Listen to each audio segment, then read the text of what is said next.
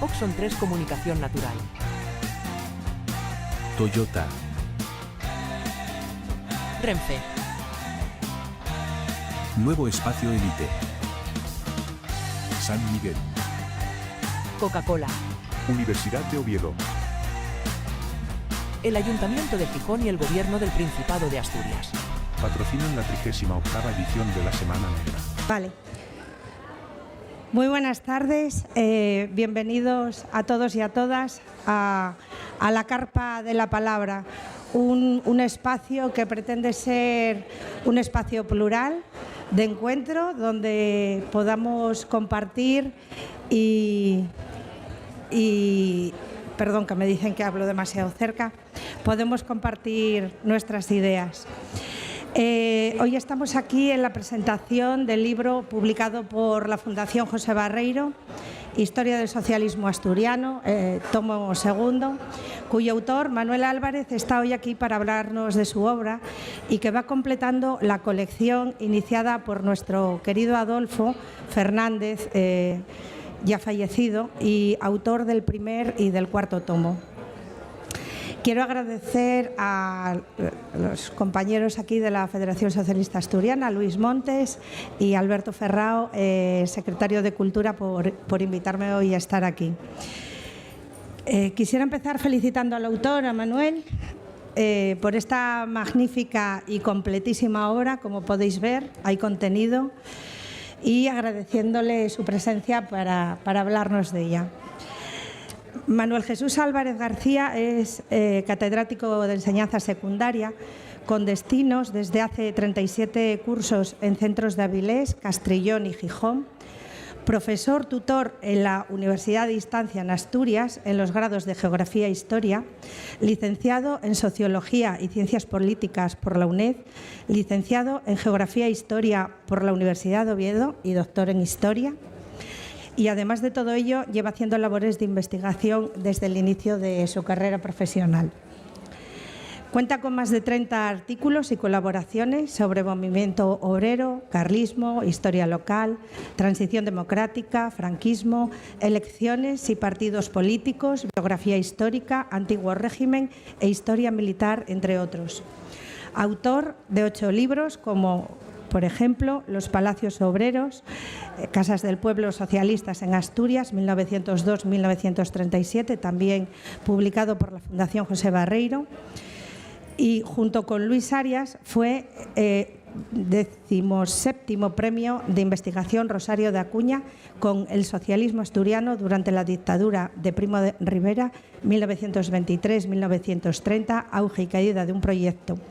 Esta obra, junto con la próxima publicación en ciernes ya de una biografía de Manuel Llaneza, complementan a la perfección la obra que hoy viene a presentar en la Semana Negra en esta Carpa de la Palabra, Historia del Socialismo Asturiano, tomo 2.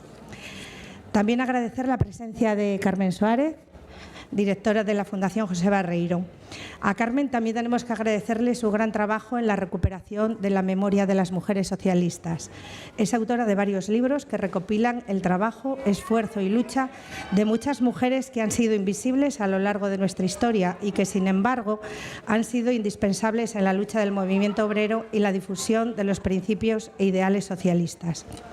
Es autora, entre otras, de obras como Cartas exiliadas, María Nelly Fernández Arias, Memoria de compromiso político, y Páginas feministas, un discurso sobre la emancipación. También ha participado en otros como Memoria de la resistencia democrática asturiana, Testimonios 1, y el segundo volumen de Testimonios, que está en proceso de publicación. También está ultimando una biografía de Purificación Tomás, subvencionada por la Secretaría de Estado de Memoria Democrática del Gobierno de España, al igual que muchas de sus otras obras. Y además también ha colaborado con varias exposiciones de salud compañeras o exiliadas. Pues con ello os dejo para que nos cuente ella también algo. Gracias. Yo voy a hablar dos cosas nomás. Buenas tardes, amigos y amigas. Yo creo que en nombre de la Fundación y de los patronos y patronas y de sus socios y socias, tenemos que darle la enhorabuena a Manuel Jesús por esta obra ingente, que no sabéis lo que pesa ni las páginas que tiene.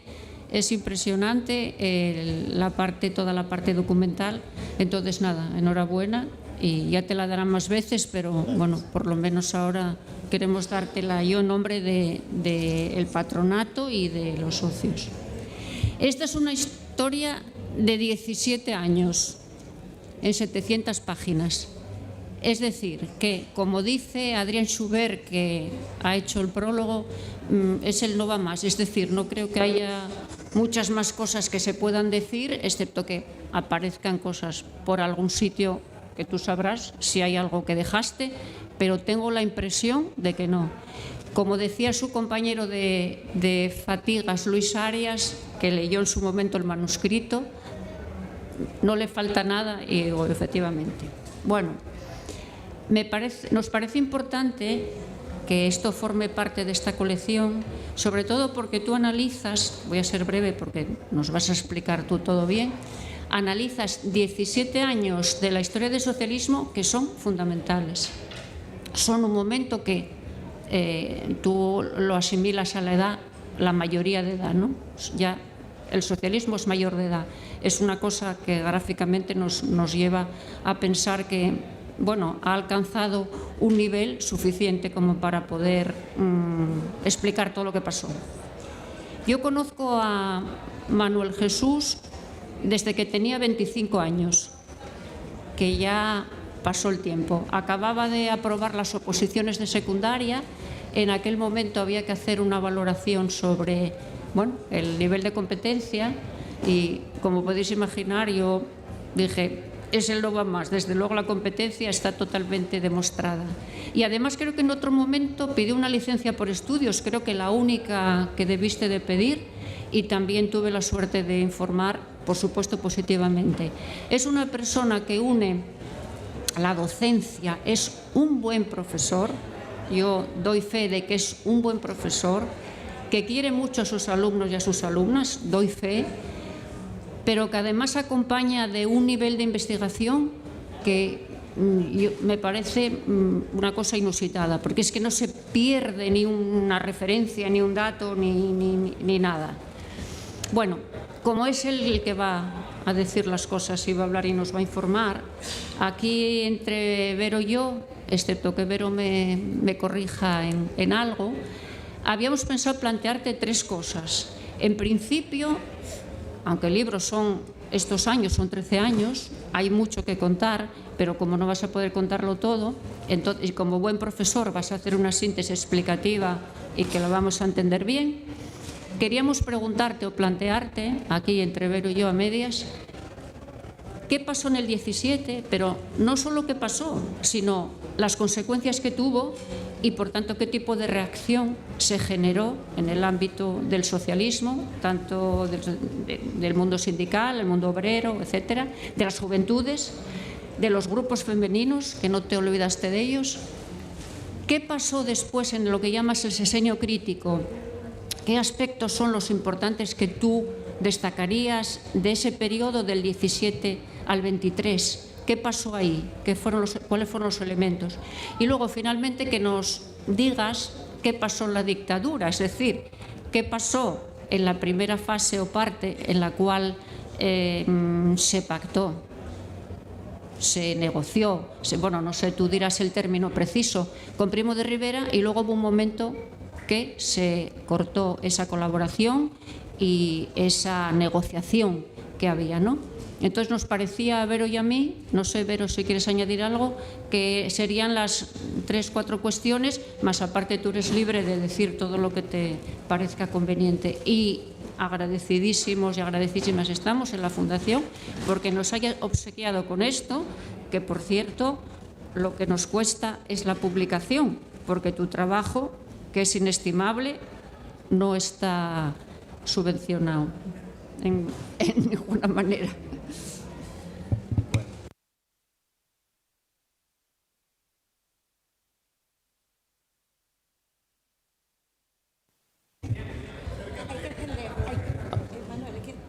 ¿Ahora? Perfecto. Gracias, buenas tardes a todos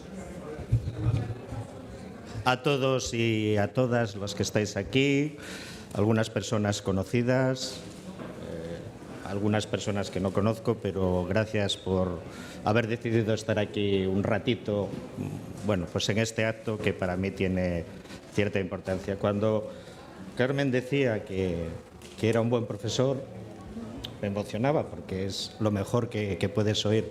Y como hay una alumna enfrente que asentía con la cabeza, me emociono más. Gracias, Vero, gracias por tus palabras, gracias sobre todo por la labor que haces en el desempeño que tienes, que eso es fundamental. Gracias, Carmen, por aquellas evaluaciones. Recuerdo que la segunda evaluación, la de la licencia de estudios, era una licencia de estudios de 6 meses, solo había una. La nota era importante para conseguirla. Yo de aquella estaba investigando sobre la transición democrática en León. Y ahora os contaré por qué acabé en el socialismo. Ahora os contaré alguna cuestión sobre eso. Tuve buena nota, sí. Tuve una nota magnífica. Y recuerdo eso, tomar un café después comentando cómo lo que hacía en el aula, lo que debería hacer, cómo debería ser todo. Y fue muy fructífero, ¿no? El tiempo luego une a la gente, la separa, pero al final siempre estamos ahí. Bueno, cualquier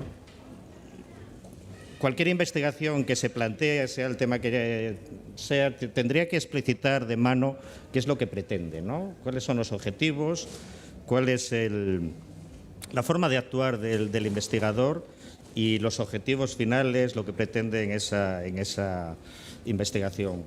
La investigación es resultado, como es obvio, del título que aparece ahí, ¿no? Se trata de valorar esos 3 lustros que van de 1917 a 1931, en realidad diciembre del 30, el espacio que ocupa, curiosamente, 2 huelgas generales, la del 17 y la del 30, que han sido tratadas de forma muy diversa por la historiografía, y por eso la pregunta que haces sobre el 17 pues es oportuna.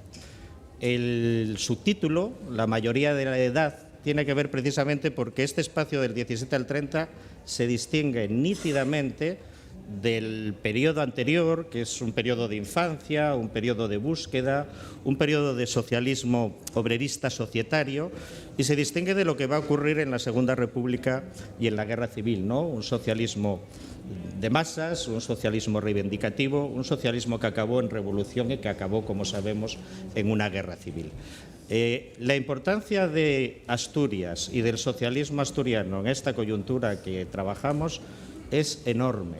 En el libro se ve cómo hay congresos de la UGT donde el 20% de los representantes son asturianos y donde las principales ponencias, los debates en las distintas comisiones de los congresos, las dirigen, las plantean dirigentes socialistas asturianos. Después de Madrid es la federación, recordaros que hay una diferencia entre el partido y el sindicato, que más afiliados tiene. Y junto a ello el peso de esos dirigentes es enorme. Además, unos dirigentes que tienen en aquel momento una autonomía importante respecto a las directrices de Madrid. Las divisiones del socialismo ya en los años 30 se van a ver reflejadas aquí, como es obvio. Vamos a ver cómo las tendencias, bien de Llaneza, bien de Teodoro Menéndez, bien de los seguidores de Llaneza, ¿no? González Peña, Belarmino Tomás, Amador Fernández, son evidentes, pero digamos que el origen de todas esas diferencias se rastrea, se ve y se puede analizar aquí. La perspectiva por la que he optado es una perspectiva holística, es una perspectiva global, que lo que pretende en definitiva es no analizar el socialismo como un cuerpo estanco, ¿no? fuera de su contexto, sino que, por supuesto, dentro del socialismo hay que hablar del sindicato, hay que hablar del partido, hay que hablar de las juventudes. Evidentemente, dentro del sindicato hay que hablar del SOMA, por su preponderancia enorme, pero en el trabajo se analiza cómo las organizaciones empresariales y, en principio, sus rivales sindicales, cenetistas, católicos en algunos sectores, a partir del año 21 con la escisión, comunistas, etcétera, conjugan, analizan, perfeccionan este modelo sindical que va a caracterizar al socialismo en el tiempo que nos ocupa. Segunda cuestión importante, junto a esta perspectiva holística, este estudio pretende no ser un ensayo. Intenta ser un ensayo, pero busca lo que algunos autores llamamos un positivismo fructífero, es decir, acumular datos para que esos datos nos lleven a interpretaciones históricas válidas. Suelen ocurrir las dos cosas y, desde mi punto de vista, las dos son erróneas. La primera de ellas, la primera de esas cuestiones es solo acumular datos y no llegar a generalizaciones o a hipótesis o a teorías una vez confirmadas.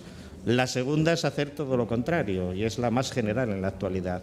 Hacer un ensayismo, ¿de acuerdo? Un ensayismo generalizador que no se sustenta en ninguna base documental y que luego se vende como soflamas universalmente admitidas. Lo que hay aquí es muchos datos, hay muchos nombres, hay muchas personas, la mayoría de ellas anónimas. La mayoría de ellas contribuyeron a que hoy tengamos las libertades económicas, sociales, políticas, que como las consideramos eternas, no las valoramos. Pero gente luchó y murió, en algunos casos, por difundir esas ideas. Y pasaron a ser protagonistas de la historia, no de la historia de los grandes personajes, sino de esa historia que entre todos intentamos construir para hacer este mundo, en principio, mejor.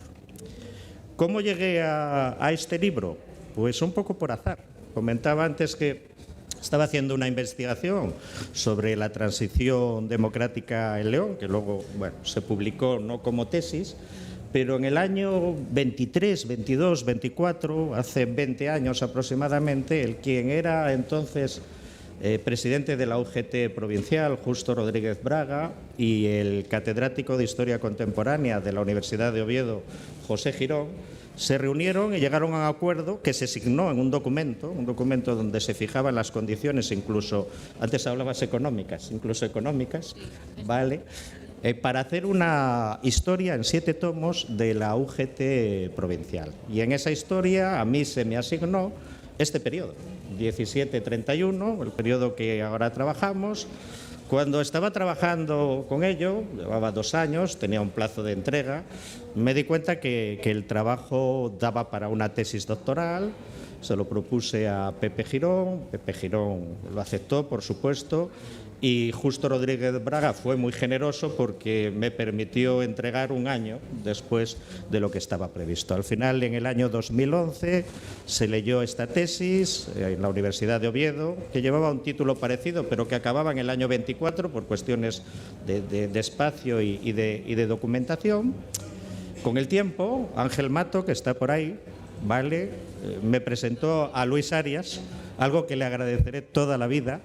Luis Arias es profesor también de secundaria, es historiador y es un excelente amigo, Ángel también lo es, y nos pusimos a trabajar sobre algo en lo que es especialista Luis. Luis es el mayor especialista en este país, no en Asturias, del cooperativismo, especialmente del cooperativismo socialista y de las casas del pueblo. Tiene un libro maravilloso con Paco de Luis, de la Universidad de Salamanca, maravilloso sobre las casas del pueblo en España. Y me propuso trabajar sobre las casas del pueblo en Asturias. Hicimos el libro, la Fundación lo apoyó, lo publicó. Que el humano hierra y además es tenaz en el hierro hizo que 3-4 años después trabajásemos sobre el socialismo en la dictadura de Primo de Rivera, precisamente intentando dar respuesta a qué ocurrió realmente en ese periodo. También la Fundación lo publicó, hablo de memoria, yo creo que fue en el año 2016-2017, y todo esto hizo que el llorado Adolfo, ¿vale?, una persona que podemos considerar la memoria del socialismo regional durante mucho tiempo, me propusiese, cuando la Fundación decidió hacer una historia en 6 tomos, me propusiese para hacer ese tomo. El libro más o menos estaba hecho y recuerdo que durante la famosa pandemia que cambió nuestras vidas, se dijo que para mejor, ahí lo dejo, la famosa pandemia hizo que aprovechase para rematar y luego circunstancias determinadas hicieron que pasase el tiempo. Y esas circunstancias siempre son buenas, lo hablaba ahora con Luismi Piñera, porque leer las cosas pasado un tiempo ayuda a mejorarlas, siempre aparece nueva documentación y siempre hay alguien que te dice, repites lo mismo 6 veces, es mejor que solo lo repitas 2. Entonces, en ese sentido, fue positivo y permítame, pues no sé si es un exordio justificador, pero sí una breve nota. Yo en 1982 llegué a Oviedo, mi familia por parte de padres es de Oviedo toda, yo soy de Astorga, y era un chaval de 17, 18 años que apenas sabía del socialismo asturiano. Y recuerdo que la única referencia que tenía fue de un entrenador de fútbol, minero jubilado en Torre del Bierzo, Manolo Pereira Tagore, mi mujer está por ahí y lo conoce, ya fallecido, que era muy peculiar y que cuando uno de los rivales se tiró en el suelo fingiendo una lesión, dijo esta frase: chaval, hay que ser honrado como Llaneza. Yo nunca había oído quién era Llaneza y yo llegué aquí sin saber quién era Llaneza. Pequeña coda. En aquel equipo de fútbol, en el mío, no en el otro, jugaba, para los que son futboleros, un jugador que jugó en el Sporting, que hoy es presidente del Tenerife. Me imagino que le sonará Felipe Miñambres, un buen amigo de aquella época. Él jugaba bien, otros no lo hacíamos tan bien. Y en el contexto que les estoy diciendo, cuando llegué a Asturias en el 82, no sabía quién era Llaneza, pero me di cuenta muy pronto que sobre Llaneza se había construido una historia, un relato, donde no había grises, de blancos y de negros. Y me da la sensación que esa historia se puede trasladar al socialismo asturiano en general. Y digamos que por ahí es un poco por donde empezó esta aventura, voy a decirlo de alguna manera. Antes de contestar a las preguntas que me plantea Carmen, miro el reloj con calma. Sí, piensa Sí. Antes de contestaros a esas preguntas, solo un par de reflexiones más. La primera de ellas es, ¿por qué este tema también? Primero, por una sensación que he tenido desde que llevo trabajando en la enseñanza 37 años. He trabajado en distintos centros. Ser profesor es un privilegio social. Aprender de alumnos y de compañeros que te estimulan, que te hacen ver cosas, no tiene precio. Por supuesto, tiene también momentos delicados. Pero en esos centros educativos me encontré a muchos alumnos con necesidades educativas especiales, a progenitores que no tenían empleo o que en el mejor de los casos estaban subempleados, y posiblemente tuve lo que Barrington Moore llamó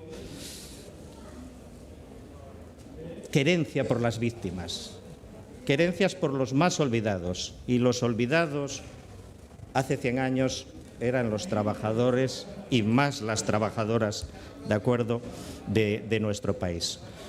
En segundo lugar, también me interesó dar esa perspectiva holística que les decía antes, intentar aglutinar muchas fuentes de información, variadas fuentes de información, y analizar no solo el socialismo desde dentro del socialismo, sino en ese flujo con la sociedad donde estaba inmersa y donde se pretendía cambiar.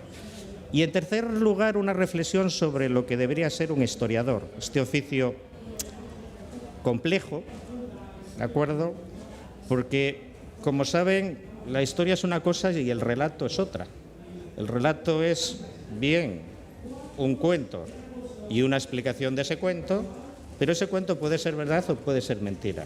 El historiador, en principio, debe ser honesto, debe manejar fuentes, debe leer a otras personas y criticar si hay crítica o aceptar lo que otras personas hacen, y debe ser muy consciente de su subjetividad, Y eso nos pasa a todos y nos seguirá pasando y continuará pasando. Pero el historiador, aparte de generar conocimiento de esta forma que les estoy diciendo, tiene otra misión, que es una misión divulgativa. Debe intentar decirle a las personas, a la sociedad, al conjunto, en mi caso, de mis alumnos o de las personas que algún día lean este libro, debe intentarles hacer ver cómo era el mundo del pasado, para intentar entender el presente. Y esa frase maravillosa, para entre todos intentar mejorar lo que viene. Quien les habla está harto de oír que esta generación que viene ahora están perdidos todos. No hay nada que hacer con ellos. Me imagino que aquí hay mucha gente que tenemos una edad y lo dijeron de nosotros. Y lo dijeron de nosotros. Y yo le digo a mis alumnos, y lo diréis de vuestros hijos. Y el mundo sigue. Y el mundo, en general, va funcionando mejor, en general. Luego hay excepciones, como sabemos. Digamos que esas fueron las tres cuestiones que intentaba plantear. Voy con las preguntas, como si fuese un examen. Tenemos tiempo, pero bueno. De 1917, de la huelga de 1917, se habla poco porque muchas veces ha quedado opacada, ¿vale? Ha quedado opacada por el movimiento revolucionario por excelencia, emblemático en nuestro país y en esta región, que fue el 34. Y eso hace que, acordaros que es casualidad, 17 y 17 suman 34, casualidad pura y dura. La génesis de la huelga del 17 es la crisis del sistema de la restauración. Es un sistema que está dando sus últimos coletazos, un sistema que funcionó razonablemente bien durante 25 años, un sistema liberal, no democrático, no pretendía serlo, que lo que pretendía a finales del siglo XIX era lograr estabilidad. Y el sistema canovista lo logró, hasta que diversos avatares, la pérdida de las colonias en Cuba, acontecimientos en Marruecos, el faccionamiento de los partidos, provoca que en el verano del 17, por influencia de la Primera Guerra Mundial, ¿de acuerdo?, estalle un conflicto que estaba larvado. Decía un historiador que la guerra no entró en España, pero España sí entró en la guerra. Saben que España se declara neutral. Y en principio esa neutralidad parece que tiene beneficios. No vamos a una guerra, de la noche a la mañana en Asturias se producen 4 millones de toneladas de carbón, porque se compraba carbón británico y carbón francés. Ahora no solo se producen 4, sino que producen 10, con lo cual se genera empleo y en las cuencas mineras asturianas pasamos de tener de 12.000 a casi 30.000 trabajadores. En principio esto parece bueno, ¿de acuerdo? Suben los salarios, los sindicatos cogen fuerza precisamente. ¿Por qué? Porque pueden negociar con los empresarios diciendo, te cierro la mina. No me la cierres porque ahora vendo carbón. Te pago lo que quieras, una peseta más, te doy la jornada de 7 horas, etcétera, etcétera. Y en ese contexto hay una movilización importante. Pero, ojo, tiene consecuencias no previstas en principio. ¿Por qué? Porque el precio de carbón de los hogares subió, y el precio de las naranjas subió, y el precio de las mantas subió, y los salarios no llegaron a esa subida de los precios, no cubrieron la inflación. Y esto hace una espiral terrible. Junto a ello, durante este periodo, nuestro país no consigue modernizarse adecuadamente. Creo que esto le suena bastante, ¿no? Otro historiador también dijo en frase brillante, España no tuvo capitalistas, tan solo tuvo ricos. Lo que hicieron fue, en el mundo de las minas, abrir chamizos, no modernizar las explotaciones, sabiendo que cuando acabase la guerra el mercado se iba a regenerar y el carbón británico y el carbón francés era más competitivo. No se hizo eso. Cuando en el 19 y el 20 los mercados se normalizan, viene la crisis y viene esa explosión del sindicalismo que se ha organizado, que ha crecido y que ahora le vienen más dadas. ¿Por qué? Porque los empresarios, ¿de acuerdo?, actúan de otra manera. Por cierto, en aquel momento no se utilizaba la palabra empresario. Recuerden que las palabras no son neutrales, ¿vale? Hoy hablamos de CEOs, y CEOs menos que empresario, y empresarios menos que patrón. Creo que me entienden también, ¿vale? Cuesta mucho decir que alguien es obrero, trabajador, clases medias. Creo que también me entienden, ¿vale? Cuando todos los asalariados, en principio, somos obreros. Creo que eso también es fácil de comprender. Vuelvo a donde estaba. Se produce un triple movimiento. Primero un movimiento militar. Se crea un sindicato de militares, las juntas militares de defensa. ¿Por qué? Porque los militares son unos funcionarios que ven como el coste de la vida es enorme y sus sueldos no se ven igual. Y lo que piden son ciertas reclamaciones. Se produce una revolución de los partidos fuera del sistema canovista. Partidos republicanos, nacionalismos catalanes, ¿de acuerdo? El único diputado socialista que había, que era Pablo Iglesias, se reúnen en Barcelona pidiendo dos cosas: un nuevo texto constitucional y, por supuesto, ese texto constitucional que avance en el sistema democrático. Y se produce en agosto la famosa Revolución Obrera. Una revolución donde los obreros lo que piden son mejoras en las condiciones de vida, mejoras en las condiciones salariales. No es un movimiento revolucionario para hacer una revolución, se produce en agosto. Les recuerdo, ¿vale?, que en febrero se ha producido el inicio de la Revolución Rusa y va a ser poco después, ¿vale?, octubre o noviembre, según qué calendario cojamos, cuando se produce la caída de los zares y, evidentemente, la primera revolución como tal de la historia. Consecuencias: Asturias es protagonista en ese movimiento. Es el único lugar de España donde la huelga no solo dura más de una semana, en el resto de España, en las ciudades, 3-4 días. Gijón estuvo cerrada prácticamente 10 días, Oviedo 7, Avilés, sino que se produce durante 4 semanas, cierran las cuencas y se va a producir una represión desmedida. Y eso va a generar que no se olvide lo que ha ocurrido. Y en el 34 algunas personas lo tuvieron presente, en el 30, por ejemplo, también fue así. ¿Qué hace el poder, aparte de la represión? En la cárcel de Oviedo, en la cárcel de Gijón, estuvieron retenidas unas 4.000 personas en el momento más álgido, ¿no?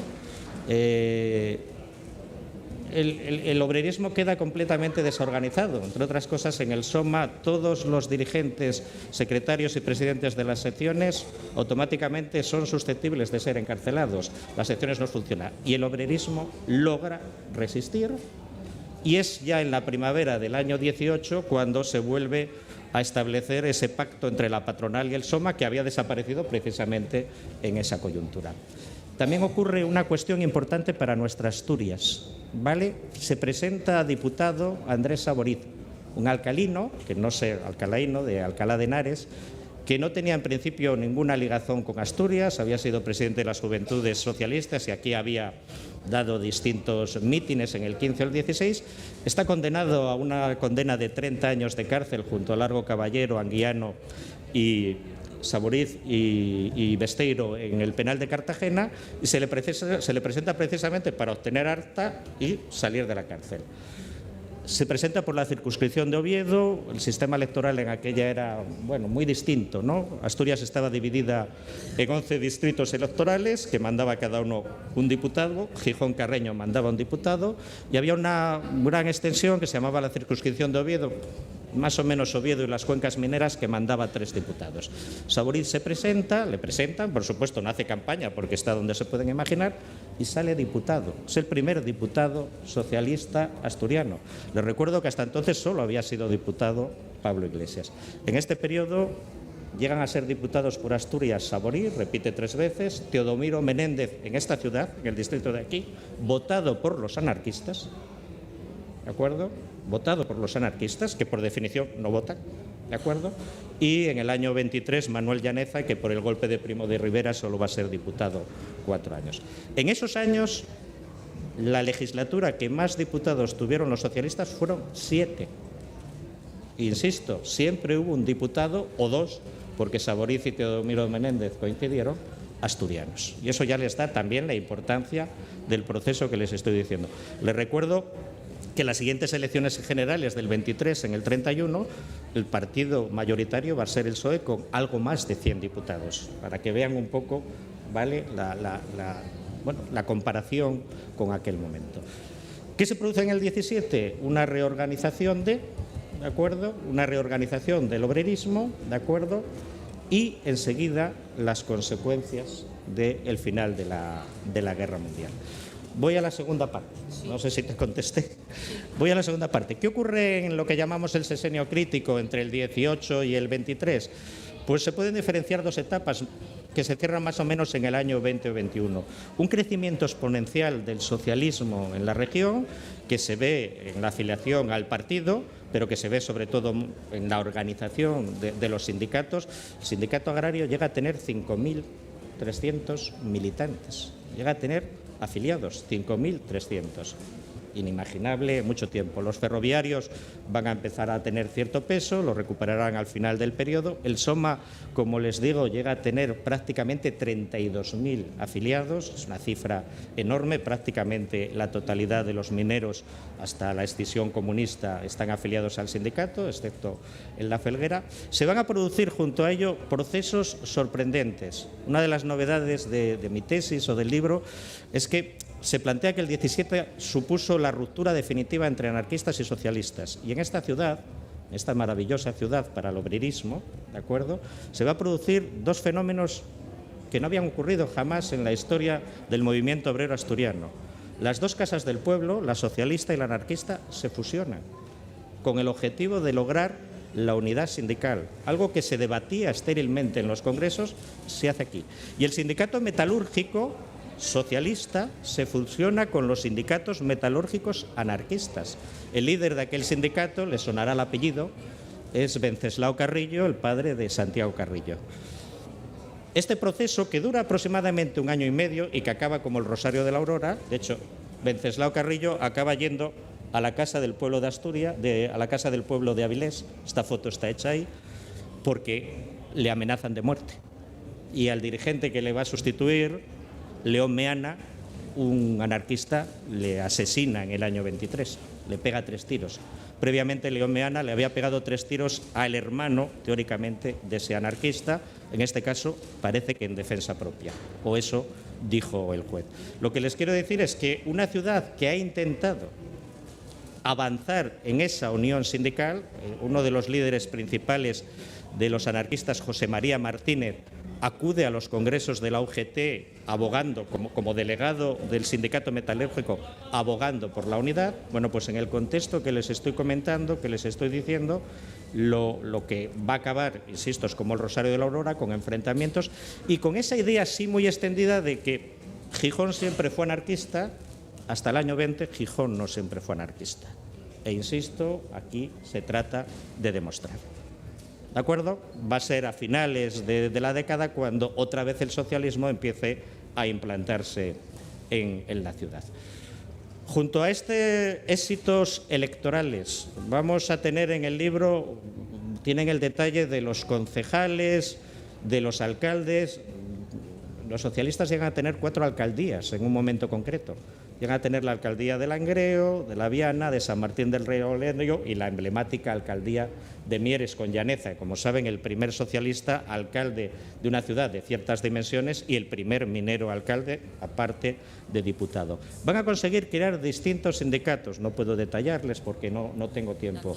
Distintas federaciones nacionales. Aquí se llega a establecer, por supuesto, la Federación Nacional Minera en 1917, porque el SOMA es hegemónico en la minería nacional, pero aquí se llega a establecer la Federación de Obreros del Estado, fábrica de armas de Trubia y de Oviedo, con la fábrica de armas de Sevilla, de Granada, liderada por Teodomiro Menéndez. Aquí, cuando el sindicato metalúrgico tiene, con la fusión anarquistas socialistas, 5.000 afiliados, se instala durante 1 año y medio en Gijón la Federación Nacional Metalúrgica.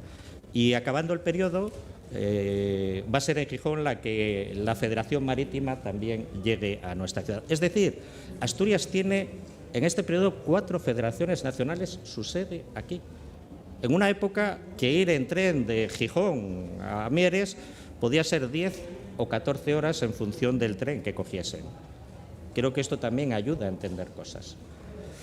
Junto a ello, a partir del año 20 se empieza a producir un cierto repliegue por muchas cuestiones. Primero, las consecuencias no deseadas del final de la Guerra Mundial, la normalización de los mercados, la crisis económica, el enfrentamiento que conduce, como saben, en Cataluña al pistolerismo. Apenas 3 años, solo en Barcelona y su radio mueren más de 500 personas por violencia política. No sé si saben que se aprobó la famosa ley de fugas por el presidente Dato, la ley de fugas permitía a las fuerzas de seguridad disparar por la espalda. Si alguien se intentaba fugar, estaba legitimado disparar por la espalda. ¿En qué se convirtió muchas veces la ley de fugas? Pues entre otras cuestiones en detener a alguien, date la vuelta, te pego 2 tiros y ya está. Esto provoca la reacción que se pueden imaginar o previa del terrorismo anarquista. Les recuerdo que cuando a Dato le ametrallan en un sidecar al presidente del gobierno, al jefe del gobierno en aquel momento, y le asesinan, uno de los 3 anarquistas que lo asesinan, cuando es detenido, dice: yo no maté a Dato, yo no maté al presidente del gobierno, yo maté a la persona que aprobó la ley de fugas. ¿De acuerdo? Me imagino que pueden entender lo que ha supuesto para nuestro país el terrorismo de ETA. Hablamos de 800 y pico personas muertas asesinadas en 40 años. Si cojo, bueno, otras cuestiones podrían llegar a las 1000. Imagínense lo que son 500 personas en 3 años, en una coyuntura también muy específica, ¿vale? Y eso genera lo que se puede imaginar. Se va a producir también la escisión comunista, ¿vale?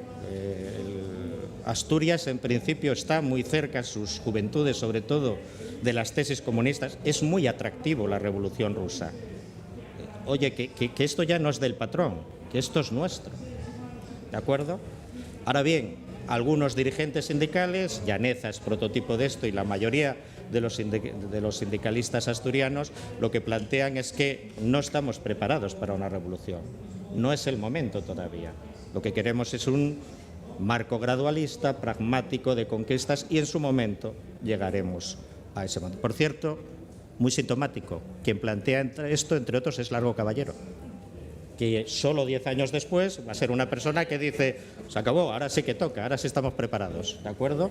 Y vamos, me permiten la expresión, vamos para adelante. Se produce enfrentamientos sistemáticos con los cenetistas, ¿de acuerdo? En esta ciudad, como les digo, es emblemático, en La Felguera también. Se producen divisiones internas y se produce un reflujo del socialismo asturiano. Llegamos al año... A la dictadura. Llegamos, y acabo ya. Llegamos, no, que miro, pero si no me dices se me pasa.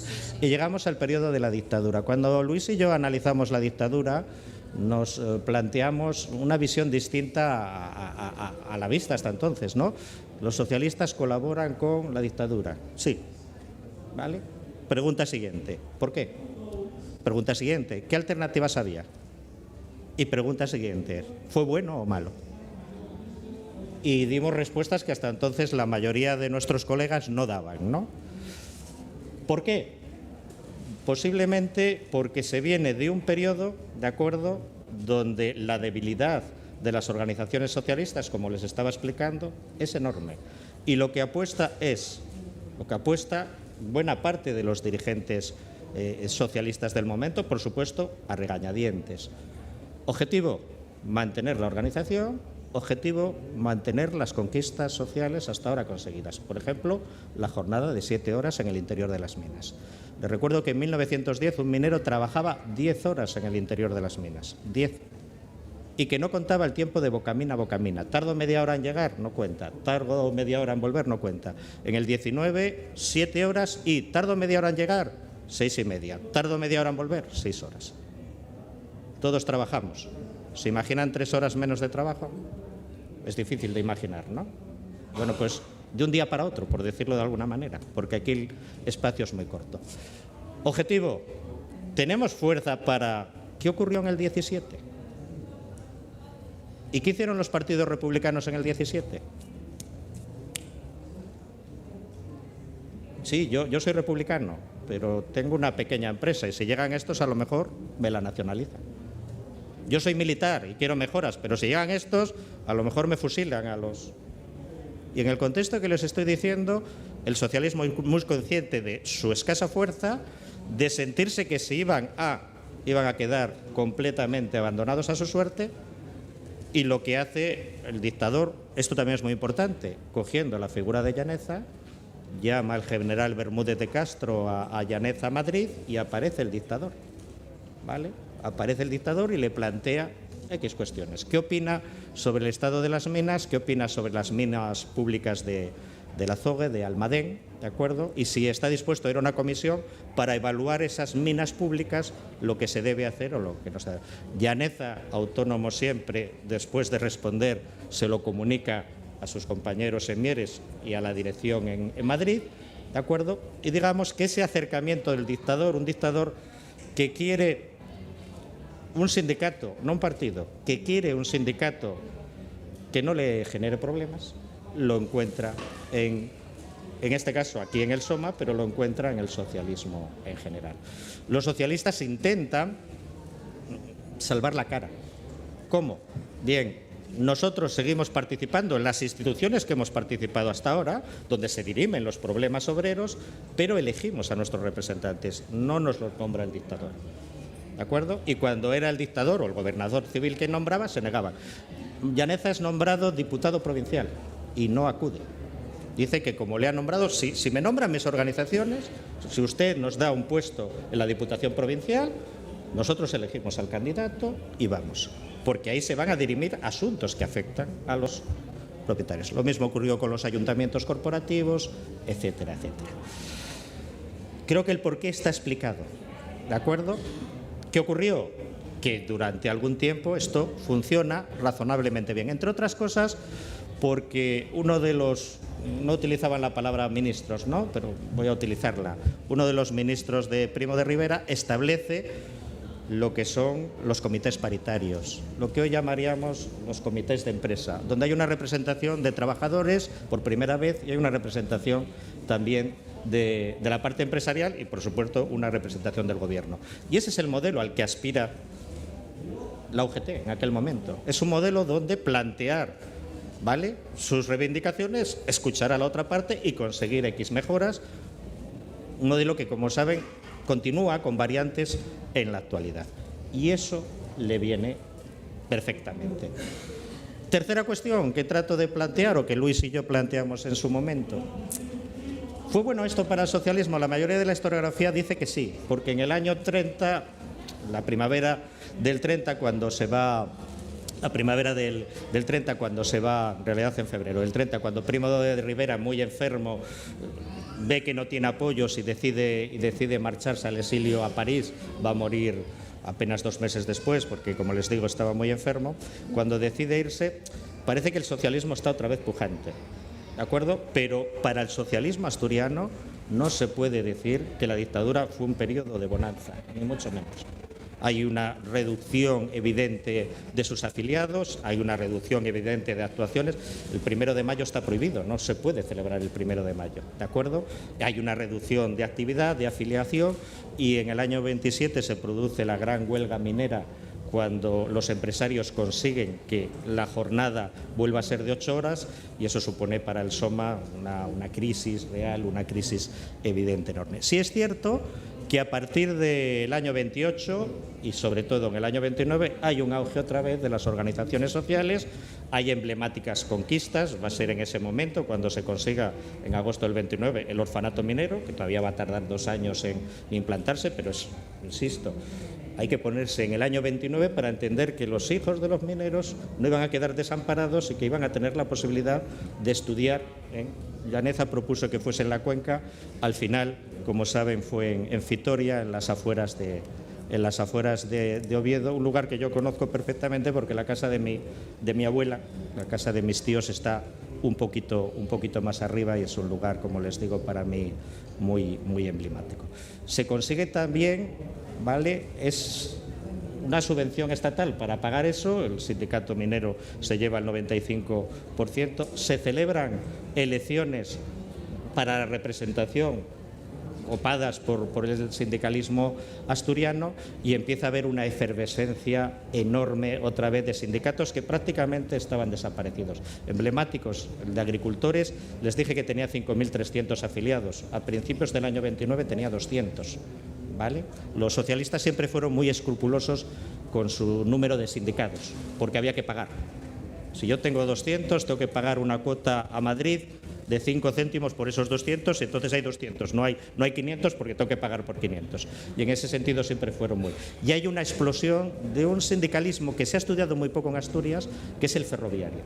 Hay una explosión, llega a haber unos 2.000 afiliados cuando el siglo acaba. ¿Tengo que ir acabando? Sí. Vale, pues digo lo siguiente para acabar. Primero, agradecerles la presencia, la paciencia, el que hayan venido hasta aquí. Y segundo, reflexionar sobre lo que les decía antes. ¿Qué debe ser un historiador? ¿Qué utilidad social tenemos los historiadores? Transmitir conocimiento objetivo, no relato, ¿vale? Conocimiento científico, la historia no es científica por definición, y divulgar ese conocimiento. Intentar, como les decía antes, hacer entender el mundo actual a través de lo que ocurrió en el pasado, valorar lo que tenemos y entre todos, porque no dejamos de ser un actor social más, intentar mejorarlo. Durante años eso es lo que he pretendido como profesor, con desigual fortuna, me imagino, con historiador con muy poca fortuna, eso también se lo garantizo, y solo hacer un homenaje a las personas anónimas que están aquí, a los millares, se puede decir, porque hay nombres ahí para dar y tomar, que equivocados, acertados, con mejores intenciones, con peores, fieles, creyentes, no creyentes en sus ideas, lucharon por hacer un mundo mejor. Y eso no es poco. Gracias. Sí, dilo tú. Una cocina rápida. Una cosa os digo rápida. El libro llegó ayer a nuestra sede, ayer, es decir, que prácticamente, bueno, ya lo teníamos muy conocido, pero llegó ayer, de tal manera que no lo pudimos traer aquí para la venta. Hemos dejado uno de muestra ahí en La Buena Letra, aquí hay otros que bueno, si los queréis ojear. No obstante, en nuestra página web está puesto, ¿no? Aquilino, me parece que puso el libro, lo podéis pedir, se os sirve, y si no, en todo caso, podéis acudir, si no, a una librería, que también lo encargan, o si no, acudir a la FSA, Santa Teresa. Entonces, que sepáis que el libro llegó ayer y empieza hoy la venta, pero todo muy apurado. Pero está, y llegamos a la presentación. Perdona, Vero, era para aclarar un poco eso. Gracias, Carmen, porque lo iba a decir yo, pero ya queda dicho. Nos quedamos con ese homenaje a estos hombres y mujeres. Sí, más, claro. Que alguien me preguntó, lo digo ahora, se me olvidó decirlo. La foto que tienen es una foto, el agua que cae es también preciosa. Es una foto preciosa del Sindicato de la Aguja de Avilés. Está sacada de una revista, El Progreso de Asturias, que se publicaba en La Habana, con noticias solo de Asturias para la colonia de allí, noticias de 3 meses después. Esa colección está en el Museo del Pueblo de Asturias, que es maravillosa conocerla, y decidimos poner esta foto, primero porque es muy bonita, y segundo porque, aunque arriba vean 3 hombres, las dirigentes de este sindicato fueron mujeres. Las conocemos, sabemos el nombre de todas ellas, y ellas también intentaron cambiar el mundo en aquel momento. Pero, pues muy bien. Pues nada más, muchas gracias, Carmen. Manuel, muchas gracias, enhorabuena por el trabajo y gracias a todos por acompañarnos hoy. Gracias. Oxon 3 Comunicación Natural. Toyota. Renfe. Nuevo Espacio Elite. San Miguel. Coca-Cola. Universidad de Oviedo. El Ayuntamiento de Gijón y el Gobierno del Principado de Asturias. Patrocinan la 38ª edición de la Semana Negra.